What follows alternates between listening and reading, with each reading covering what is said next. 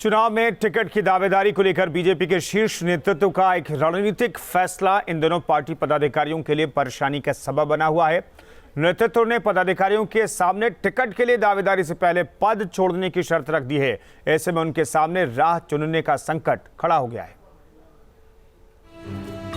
2022 के चुनाव में यूपी के अलग अलग विधानसभाओं से प्रत्याशियों की दावेदारी तेज हो गई है। बीजेपी के अलग अलग इलाकों में चयनित पदाधिकारियों के बैनर, पोस्टर और होर्डिंग से अब शहर के रास्ते पटने लगे हैं। वहीं बीजेपी ने चुनाव की तैयारी करने वाले दावेदारों को साफ निर्देश दिया है कि अगर उन्हें 2022 के चुनाव में अपनी किस्मत आजमानी है तो पहले पार्टी के पदों से इस्तीफा देना होगा। इस बार का यह है कि भाई जिस व्यक्ति को चुनाव लड़ना है, जो विधानसभा का चुनाव लड़ना चाहता है, तो अगर ऐसे व्यक्ति को विधानसभा अगर वो प्रभारी बनना चाहता है तो उसको टिकट नहीं मिलेगा, या विधानसभा संयोजक अगर वो बनना चाहता है तो दो जिम्मेदारी नहीं मिलेगी, क्योंकि विधानसभा प्रभारी का मतलब ही चुनाव लड़ाना। अब पदाधिकारियों को ये खौफ सता रहा है कि कहीं पद छोड़कर टिकट की दावेदारी की और उसके बाद टिकट नहीं मिला तो वह किसी पद के नहीं रहेंगे।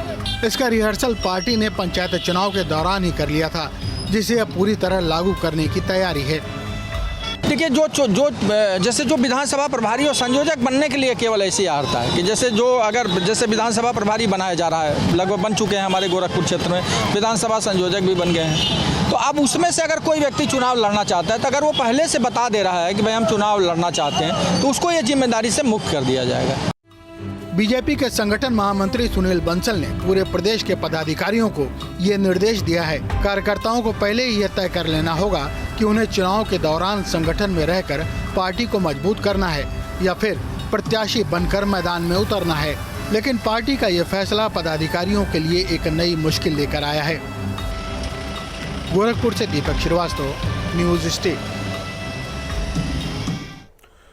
उत्तर प्रदेश में पिछले 24 घंटे में कोरोना के सिर्फ 7 नए मामले सामने आए हैं। प्रदेश में कोरोना के महज 362 एक्टिव केस हैं, जबकि लंबे समय के बाद लखनऊ में एक भी नया मरीज नहीं मिला है। लखनऊ में एक्टिव मरीजों की संख्या 26 है। यूपी के 69 जिले ऐसे हैं जिनमें कोरोना का एक भी मामला सामने नहीं आया। नोएडा, बरेली, अयोध्या, बलिया और सहारनपुर में कोरोना के एक मरीज मिले हैं, जबकि बुलंदशहर में कोरोना के 2 नए मरीज मिले हैं। गोरखपुर में कोरोना की बीमारी से ठीक होने वाले लोगों में अब बाल झड़ने की शिकायत देखी जा रही है।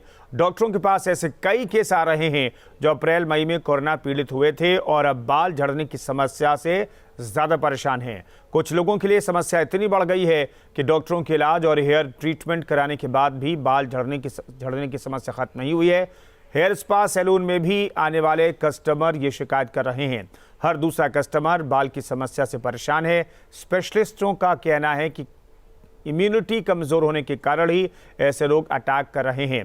डॉक्टरों की सलाह है कि इसमें मरीज कोताही न बरतें, वरना बाल पूरी तरह से गायब हो सकते हैं। जी, जो कोविड का जो दूसरा वेव आया हुआ था, मुझे और मेरी वाइफ को दोनों लोगों को कोविड हो गया, लेकिन ठीक होने के बाद अब बाल झड़ने की समस्या मेरी वाइफ को भी है और हमको भी है। तो डॉक्टरों से मैं राय लिया, अब यहाँ पे ट्रीटमेंट कराने के लिए आया हूँ, लेकिन बाल बहुत ज़्यादा झड़ रहे हैं। बालों का गिरना सीधे न्यूट्रिशन से संबंधित है। शरीर में पोषक तत्वों की कमी जब हो जाती है तो बालों को भी पोषक तत्वों की कमी की वजह से उनकी कमजोरी होती है और वो बाल गिरने लगते हैं जड़ से।